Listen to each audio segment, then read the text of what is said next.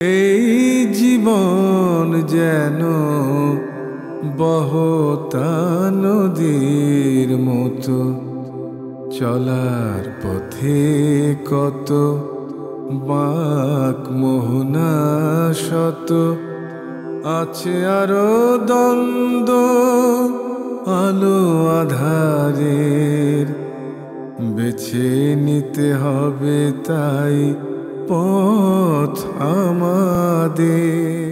আসসালামু আলাইকুম প্রিয় দর্শক, আপনারা যারা দেশে আছেন প্রবাসে, সবাইকে জানাই অনেক অনেক প্রীতি ও শুভেচ্ছা।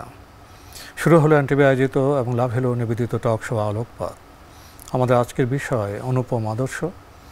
আপনাদের সাথে আছি আমি জয়নুল আবেদিন আজাদ। আর আজকে আমাদের মাঝে অতিথি হিসেবে উপস্থিত আছেন বিশিষ্ট আলেম শায়েখ আহমদুল্লাহ। আসসালামু আলাইকুম ওয়া রাহমাতুল্লাহি ওয়া বারাকাতুহু। প্রিয় দর্শক, আমরা পরিবারের কথা বলছি। পরিবারের সদস্যদের সাথে রাসূল সাল্লাল্লাহু আলাইহি ওয়াসাল্লামের আচরণের কথা বলছি। নাতিদের নাম প্রসঙ্গে কথা বলছি এবং নামের ক্ষেত্রে আমরা বিভিন্ন ব্যঞ্জনের কথা বলছিলাম। আজকেও আমরা নাতনিদের সাথে রাসূল সাল্লাল্লাহু আলাইহি ওয়াসাল্লামের আচরণ কেমন ছিল সে বিষয়ে আর একটু বিস্তারিত জানার চেষ্টা করব। যদি এ বিষয়ে শেখ আহমদুল্লাহ আপনি আমাদেরকে আলোকিত করেন। ধন্যবাদ আপনাকে। প্রিয় নবী সাল্লাল্লাহু আলাইহি ওয়াসাল্লাম পরিবারের সমস্ত সদস্যরা, সেটা নিজের স্ত্রী, সহধর্মিণী, নিজের সন্তান সন্ততি, এমনকি নাতি নাতনি, সবার সাথেই তিনি খুব সৌহার্দ্যপূর্ণ সম্প্রীতি এবং ভালোবাসা, স্নেহ, শ্রদ্ধা এগুলো নিবেদনমূলক আচরণ তিনি করতেন। সেই সাথে তাদেরকে তাদের জীবনের সবচেয়ে গুরুত্বপূর্ণ বিষয় তাদের ধার্মিকতা, তাদের নৈতিকতা, তাদের মনুষ্যত্ব, মানবিক গুণাবলী, তাদের চারিত্রিক যে সৌন্দর্য, এগুলো তাদের মধ্যে প্রথিত করবার জন্য তিনি কাজ করতেন। অর্থাৎ আমাদের মতো বৈষয়িক এবং জাগতিক বিষয়গুলোকে শুধু দেখতেন না, বরং তাদের পারলৌকিক জীবনে যেগুলো তাদের কল্যাণে আসবে এবং ইহলৌকিক জীবনে যে বিষয়গুলো তাদেরকে মানুষের মতো মানুষ হিসেবে গড়ে তুলবে, ভালো মুসলিম হতে সাহায্য করবে, সেই জিনিসগুলো তিনি শিক্ষা দিতেন। যার কারণে আমরা বেশ কয়েকটি পর্ব ধরে বলে আসছিলাম যে জেনারেশন গ্যাপের যে কথা আজকে বলছি আমরা, সেটি সেখানে ছিল না। হাসান হোসেন রাদিয়াল্লাহু তাআলা আনহুমা এবং মুহসিন, আরও নবী সাল্লাল্লাহু আলাইহি ওয়াসাল্লামের যে নাতনিরা ছিলেন, আমরা অনেকেই নাতিদের গল্প অনেক জানলেও নাতনিদের গল্প খুব বা ঘটনা খুব বেশি এটা জানি না। নবী করিম সাল্লাল্লাহু আলাইহি ওয়াসাল্লাম তাদের প্রতি কেমন আচরণ করতেন। আমরা হাসান হোসেন রাদিয়াল্লাহু তাআলার নামের কথা বলেছি, নানা হিসাবে তাদের জন্য দোয়া করা জন্মের পরপর সে কথা বলেছি বিগত পর্বে। নবী করিম সাল্লাল্লাহু আলাইহি ওয়াসাল্লাম হাসান হোসেন রাদিয়াল্লাহু তাআলা আনহুমাকে এত বেশি স্নেহ করতেন, এত বেশি ভালোবাসতেন যে তার সালাতে নামাজ পড়ার সময় নাতি নাতনিদেরকে কাছে রাখতেন। এবং শুধু তাই নয়, মসজিদে যখন তিনি ইমামতি করে মানুষের নেতৃত্ব দিয়ে সালাত আদায় করাতেন, তখনও কিন্তু নাতি নাতনিদের তাঁর কাছে আসার অ্যাক্সেস ছিল, সুযোগ ছিল। তিনি এতটাই মিশুক ছিলেন, এতটাই তাদের প্রতি আন্তরিক ছিলেন যে ইবাদতের জন্য তাদের থেকে বিচ্ছিন্ন হওয়ার প্রয়োজন তিনি অনুভব করতেন না। ইবাদত তিনি আল্লাহর প্রতি পূর্ণ মনোনিবেশ করে তিনি নিবেদন করতেন। কিন্তু নাতি নাতনিরা যদি কখনও তার কাছে এসে যেত, তো তাদের প্রতিও তিনি কেয়ার করতেন, যত্ন নিতেন। এর মধ্যে আবু দাউদের একটি ঘটনা মনে পড়ে যে নবী করিম সাল্লাল্লাহু আলাইহি ওয়াসাল্লাম একবার খুতবা দিচ্ছিলেন, কোনো একটা জুমায় খুতবা দিচ্ছিলেন। তো খুতবা চলাকালীন সময় হাসান এবং হুসাইন রাদিয়াল্লাহু তাআলা আনহুমা দোনো ভাই তারা লাল ডোরা কাটা কোনো একটা জামা পরে আসছিলেন। তো অ্যারাবিয়ান নানার দিকে আসছিলেন, যে নানা খুতবা দিচ্ছে, মেম্বারের দিকে যাচ্ছিলেন। তো ছোট মানুষ জোরে হাঁটতে গিয়ে, দৌড়াতে গিয়ে, বাচ্চারা সাধারণত খুব শান্তভাবে ধীরস্থিরভাবে তো হাঁটে না, তারা একটু দৌড়াদৌড়ি করে হাঁটে, হোঁচট খেয়ে পড়ে গেলেন।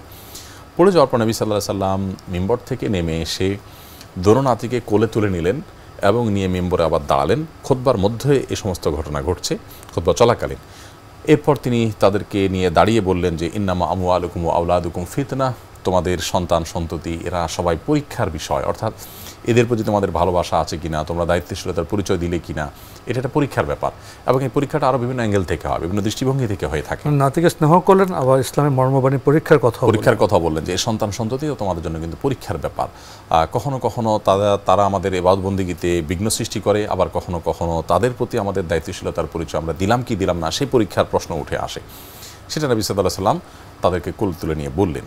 আমরা আজকে যদি চিন্তা করি যে আমরা কেউ যদি জুমার খুতবায় কেউ থাকতেন কোনো ইমাম বা খতিব, তিনি যদি ওই অবস্থা তার নাতি বা তার ছেলে, তার মেয়ে, বাচ্চা, কোনো শিশু তিনি যদি মিম্বর রেখে তাকে কোলে নিয়ে আবার এখানে উঠতেন, আমার তো মনে হয় যে ইমাম খতিবের চাকরি চলে যেত এবং সমাজের মানুষ মুসল্লিরা বিচিত্র অভিব্যক্তি প্রতিক্রিয়া ব্যক্ত করতেন। আবারও বোধহয় বোঝা যায় যারা বেশি জানেন তারা শান্ত থাকেন, যারা যত কম জানেন তত গ্রহণ তত কলহ করেন।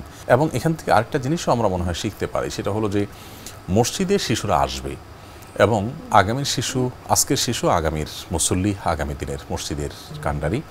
অতএব তাদের মসজিদে আসার বিষয়টাকে স্বাভাবিকভাবে নেওয়া এবং এই যে আপন মনে করতে পারে যেন, এবং এই যে আসলেন ওনারা, আশাটাতে কিন্তু কিছুটা হলেও নবী সাল্লাল্লাহু আলাইহি সাল্লামের খুতবায় মানে বাহ্যিক দৃষ্টিতে ব্যাঘাত ঘটেছে।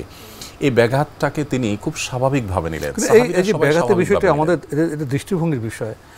এই যে আমরা কেউ দৃষ্টিভঙ্গির কারণে ব্যাঘাত মনে করতে পারে, আবার দৃষ্টিভঙ্গির কারণে অনেকে ভাবতে পারে এর মাধ্যমে অনেক শিক্ষা পেলাম।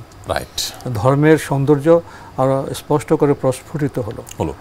আমি এই জন্য বলেছি যে বাহ্যিক দৃষ্টিকোণ থেকে মনে হতে পারে এটা ব্যাঘাত ঘটেছে, কিন্তু আসলে নবী করিম সাল্লাল্লাহু আলাইহি সাল্লাম আমাদেরকে শিক্ষা দিলেন এবং আমরাও শিখলাম, সাহাবীরাও শিখলেন সেখান থেকে যে সন্তানদের সাথে কতটা সাবলীল এবং সহজ থাকতে হয় এবং শিশুদের প্রশ্রয় থাকবে মসজিদে। আরেকটি বার্তা আমাদের দিয়ে গেলেন।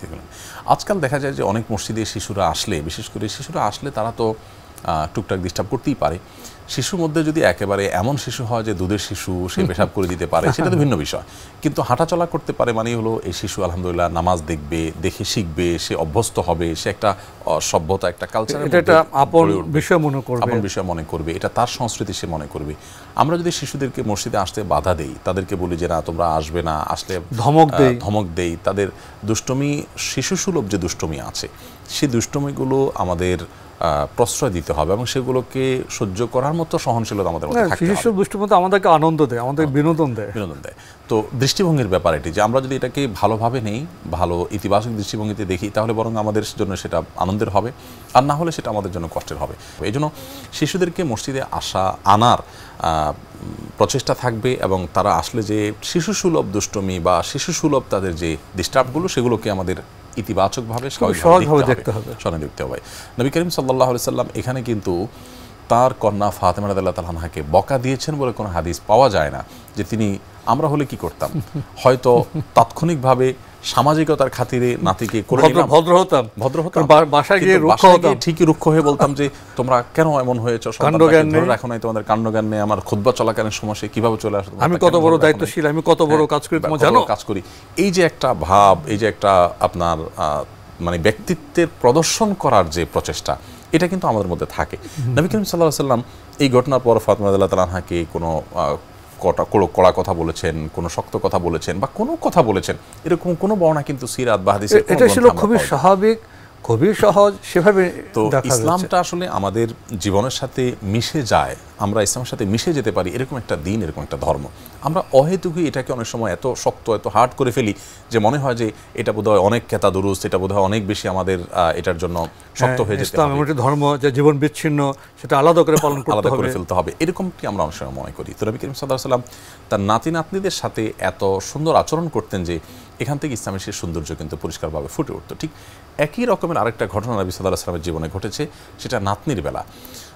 জায়নাব রাদিয়াল্লাহু তাআলা আনহা, নবী সাল্লাল্লাহু আলাইহি ওয়াসাল্লাম আরেকজন কন্যা, তার ঘরের আরেকজন কন্যা জায়নাব রাদিয়াল্লাহু তাআলা আনহার কন্যা কথা বলছেন। হ্যাঁ, নবী সাল্লাল্লাহু আলাইহি ওয়াসাল্লামের কন্যা জায়নাব রাদিয়াল্লাহু তাআলা আনহার কন্যা, অর্থাৎ নবী সাল্লাল্লাহু আলাইহি ওয়াসাল্লামের মেয়ের ঘরের নাতনি উমামা রাদিয়াল্লাহু তাআলা আনহার কথা আমরা বলছি। উমামা রাদিয়াল্লাহু তাআলা আনহা তাকে নবী সাল্লাল্লাহু আলাইহি ওয়াসাল্লাম পাশে নিয়ে সালাত আদায় করছিলেন। তো বাচ্চা হিসাবে, শিশু হিসাবে যে কান্নাকাটি করে, আদর যত্নের প্রতি তাদের টান আকর্ষণ থাকে, আদর যত্ন পেতে চায় তারা, নবী করিম সাল্লাল্লাহু আলাইহি ওয়াসাল্লাম নামাজ পড়ার সময় তাকে কোলে নিয়ে দাঁড়িয়ে সালাত আদায় করতেন। আবার যখন রুকু সিজদা যাবেন তখন তাকে রেখে রুকু সিজদা করে আবার ওঠার সময় আবার নিয়ে নিতেন। এই ঘটনা কিন্তু আমরা বুখারী বর্ণিত হাদিসে থেকে জানতে পারি। নবী করিম সাল্লাল্লাহু আলাইহি ওয়াসাল্লামের ব্যক্তিত্বের বহুমাত্রিকতার কথা আপনি বললেন। এই বহুমাত্রিকতা আমরা সব ক্ষেত্রেই দেখি। তিনি স্বামী হিসাবে যে আদর্শ স্থাপন করেছেন, যে তার সহধর্মিণীগণ তার উপর সবচেয়ে বেশি সন্তুষ্ট, তার ব্যাপারে কোনো অভিযোগ অনুযোগ তাদের নেই, এবং নানা হিসাবে নাতিদের কাছে সবচেয়ে প্রিয় মানুষ তিনি, বাবা হিসাবে সন্তানদের সবচেয়ে আদরের মানুষ, ভালোবাসা শ্রদ্ধার মানুষ তিনি, এবং নেতা হিসাবে তার অনুসারীদের কাছে, সঙ্গীদের কাছে তিনি সবার কাছে প্রিয় মানুষ। এবং তার বিদায়ের ১৫০০ বছর পরে এসে, ১৪০০ বছর পরে এসেও পৃথিবীতে সব মানুষের কাছে সবচেয়ে প্রিয় মানুষ। এই জন্য তিনি বোধহয় রহমাতুল আলামিন হতে পেরেছেন। এই জন্য তিনি উসওয়াহ হিসাবে আমাদের কাছে অনুপম আদর্শ হিসাবে আল্লাহ তাআলা তাকে পাঠিয়েছেন। তিনি নাতি নাতনিদের সাথে এতটা সাবলীল, এতটা সরল ছিলেন যে উমামা বিনতে যায়েনাব রাদিয়াল্লাহু তাআলা আনহাকে কোলে নিতেন, নামাজে দাঁড়াতেন। দেখুন, আমরা ইবাদত বন্দিগি করি অনেকেই, ইবাদত বন্দিগি করতে গিয়ে আমাদের আশপাশের পুরো পরিবেশটাকে এতটা আমরা অস্থির করে তুলি যে আমি কিছু একটা ঘটাচ্ছি এবং আশপাশের সব জানান দিয়ে আমি করছি। নবী করিম সাল্লাল্লাহু আলাইহি ওয়াসাল্লামের যে সালাতের মনোযোগ ছিল, সেগুলোর মাত্রা কেমন ছিল তা তো আর বলার অপেক্ষা রাখে না। তিনি যখন রাতে নামাজ পড়তেন, আমাদের আয়েশা রাদিয়াল্লাহু বলেছেন যে লা তাসআল আন হুসনিহিন্না ওয়া তুলিহিন্না। নবী সাল্লাল্লাহু আলাইহি ওয়াসাল্লামের সেই নামাজের সৌন্দর্য, তার দীর্ঘ সময় নিয়ে পড়া, এটা আর বলো না কি ছিল। আমাকে প্রশ্ন করো না, আর বলো না যে কি ছিল সেগুলো। এত সুন্দর ইবাদত বন্দেগী যিনি করতেন, তিনি কিন্তু এর পাশাপাশি নাতি নাতনি, সন্তান সন্ততি, আশপাশের লোকদের সাথেও খুব স্বাভাবিক ছিলেন। আমরা একটু নামাজে ওমামাকে নিয়ে যে সালাত, সেখানে সিজদার অবস্থা কি দাঁড়ালো? সিজদা যখন নবী সাল্লাল্লাহু আলাইহি ওয়াসাল্লাম গেলেন, একবার ওমামার ঘটনা হলো যে তিনি রাসূলুল্লাহ সাল্লাল্লাহু আলাইহি ওয়াসাল্লাম কাঁধে উঠে বসলেন, এবং একই ঘটনা সুনানে নাসাইতে বর্ণিত হয়েছে, ঘটেছে হাসান হোসেনের বেলায়ও। এখানে একটু দেখার বিষয় যে নবী সাল্লাল্লাহু আলাইহি ওয়াসাল্লাম ওঠার কোনো চেষ্টাও করেননি, যে ঠিক আছে নাতি আমার কাঁধে উঠে গেছে, এখন তাকে একটু নামানোর চেষ্টা করি, ফেলে দিয়ে ধাক্কা দিয়ে রূঢ় আচরণ করি, কিছু নয়, তিনি সহ্য করলেন। নাতনির যতক্ষণ মনে চেয়েছে তখন তিনি কাঁধে ছিলেন এবং ঘোড়া চড়ার মতো করে আনন্দ করেছেন। যখন তার আনন্দ করা শেষ হয়ে নেমে গেলেন, তখন নবী সাল্লাল্লাহু আলাইহি ওয়াসাল্লাম মাথা তুললেন। খুব স্বাভাবিকভাবে সিজদা অনেক দীর্ঘায়িত হয়ে গেল। নামাজের পরে সাহাবীরা জিজ্ঞেস করেন, হে আল্লাহর রাসূল, আজকে আপনি যে একটা সিজদা অনেক দীর্ঘ করলেন, এটা কি আল্লাহর বিশেষ নির্দেশ ছিল, নাকি আপনার কাছে কোনো ওহী আসছিল এই সময়, যার কারণে আপনি সিজদায় মগ্ন ছিলেন এবং ওই অবস্থায় ছিলেন?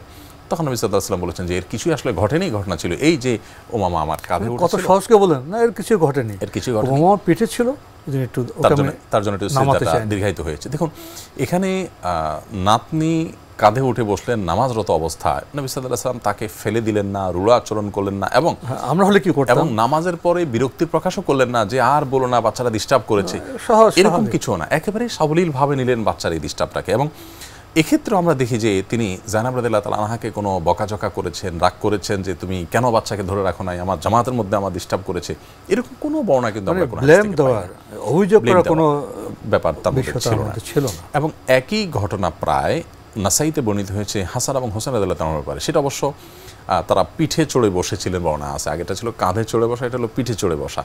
তো এমনভাবে পিঠে চড়ে বসেছিলেন যে নবী সাল্লাল্লাহু আলাইহি ওয়াসাল্লামের ঠিক একইভাবে এখানেও যথারীতি বাহ্যিক দৃষ্টিকোণ থেকে তার ইবাদতে কিছুটা বিঘ্ন হয়েছে। নবী সাল্লাল্লাহু আলাইহি ওয়াসাল্লাম সেটাকে খুব স্বাভাবিকভাবে নিলেন। আবার কখনো কখনো নানার পিঠে চড়ে নানাকে ঘোড়া বানিয়ে তারা চড়তেন, এবং নবী সাল্লাল্লাহু আলাইহি ওয়াসাল্লাম তাদেরকে সময় দিতেন। তো কিভাবে পরিবারের সদস্যদের সাথে সাবলীল হতে হয়, কিভাবে তাদেরকে স্নেহ মমতা ভালোবাসা দিতে হয়। আজকাল অনেক নানা দাদাও দেখবেন যে এত রুক্ষ, এত রূঢ় আচরণ নাতিদের সাথে করেন যে আদরের জায়গায় আদর করেন, ব্যক্তিত্ব কাছে আসতে পারেন না, এবং আদর করেন ঠিক আছে অনেক, আবার দেখা যায় যে শাসনের নামে তাদের সাথে এমন রূঢ় আচরণ করেন যে বাচ্চারা সেখান থেকে আসলে ভালো কিছু শিখতে পারে। সবচেয়ে বড় কথা যে সময় দিতে চান না। আমরা ছোটবেলায় যে থেকে বড় হয়েছে, আমাদের দাদা নানার কথা মনে পড়ে, তারা আমাদের গল্প শোনাতেন, অনেক গল্প। এখন জানি না আধুনিক জীবনে কয়জন নাতি নাতনি সৌভাগ্য হয় দাদা বা নানা নানির থেকে গল্প শোনার। অবশ্য বিপরীত দিক থেকেও বলা যায়, কয়জন নানার দাদার সৌভাগ্য হয় নাতিদেরকে গল্প শোনানোর। কারণ নাতিদের বাবা মারা বৈষয়িক বিষয়ে এত বেশি সিরিয়াস যে সন্তান সন্ততির পড়ালেখা, তাদের কেরিয়ারে এত চাপে থাকে যে নানা নাতির কাছে যাওয়ার ফুরসতটুকু তারা পায় না।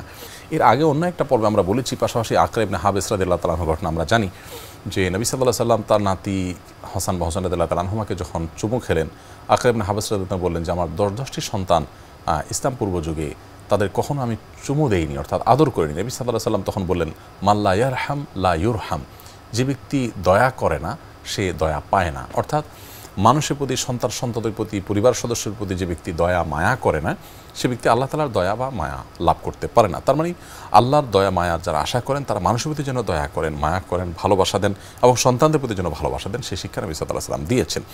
ঠিক একইভাবে সন্তান সন্ততি যে সবসময় বাবা মা থেকে স্নেহ পাবে, যা চাইবে তাই পাবে, ব্যাপারটা তা নয়। অনেক সময় চাওয়ার বিপরীতটাও ঘটতে পারে। সেক্ষেত্রে কি করতে হবে, তখন একজন বাবা মার রোল কী হবে সন্তানদের সাথে, নবী সাল্লাল্লাহু আলাইহি ওয়াসাল্লামের সেই আদর্শ, সেই অনুপম আদর্শটাও আমরা দেখতে পারি।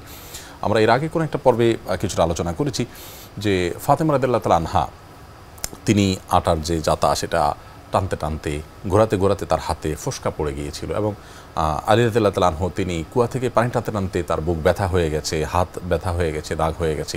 এরকম পরিস্থিতিতে তারা একজন কাজের লোক নবী সাল্লাল্লাহু আলাইহি ওয়াসাল্লামের কাছে চাইলেন। ফাতেমা রাদিয়াল্লাহু তাআলাকে বললেন, তিনি বাবার কাছে চাইলেন যে আপনার কাছে কত কাজের লোক দাস দাসী আসে, আমাদেরকে একজন দাস বা দাসী দিলে সে আমাদের কাজে হেল্প করতে পারে, আমাদের কষ্ট লাঘব হয়। নবী করিম সাল্লাল্লাহু আলাইহি ওয়াসাল্লামের কাছে তখন বন্টনের জন্য অপেক্ষমান দাস দাসী ছিল।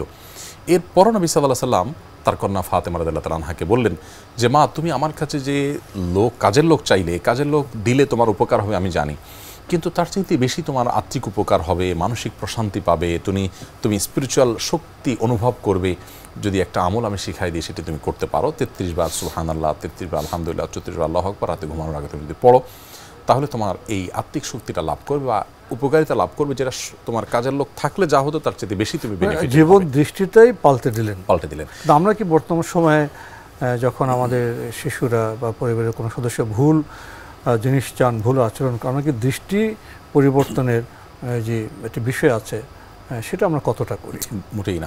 আমরা ঠিক এই জায়গাটা যদি বলি যে আমাদের সন্তানরা যখন আমাদের কাছে বিভিন্ন জিনিস বায়না ধরে যে আমাকে অমুক জামাটা কিনে দিতে হবে, তমুক জামা কিনে দিতে হবে, অমুক ডিভাইসটা দিতে হবে, তখন আমরা সাধারণত যেটি করি যে আমার হালাল হারাম পেঁয়াজ বিচার না করে সন্তানের চাহিদা পূরণের জন্য আমরা মরিয়া হয়ে যাই।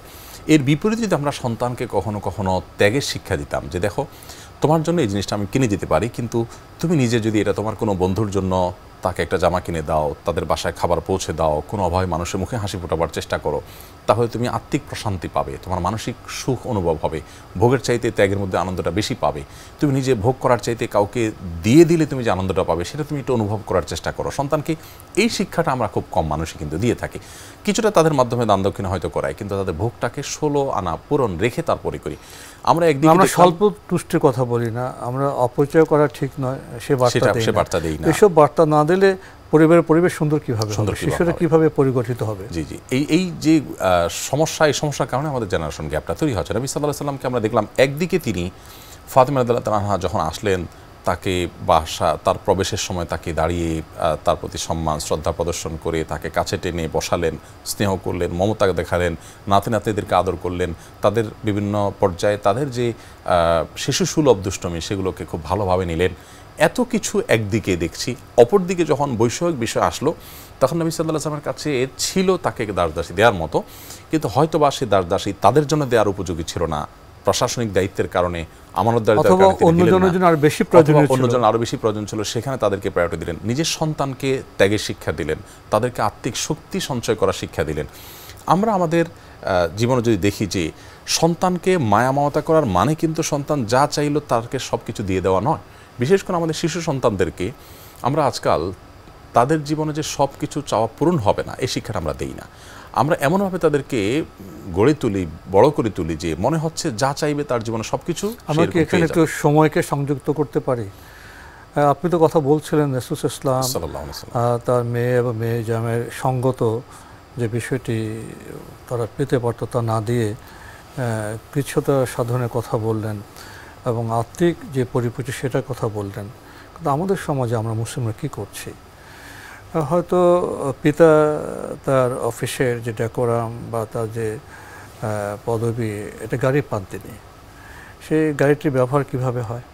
যথেষ্ট ব্যবহার হয়। আর এমনও দেখা যায় পত্রপত্রিকা আসে যে একাধিক গাড়ি ব্যবহার করেন। কেন?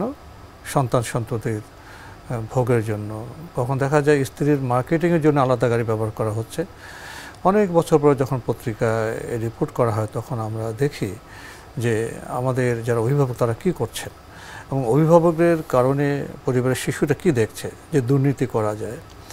বেতন কত স্ত্রী জানেন, সন্তানরাও যারা বড় তারা জানেন, এর বহুগুণ বেশি অর্থ পরিবারে করা হয়। কেউ প্রশ্ন করে না এত অর্থ কোত্থেকে, এবং এত বেশি অপচয় হয় খাদ্যে, পোশাকে, বিলাসে।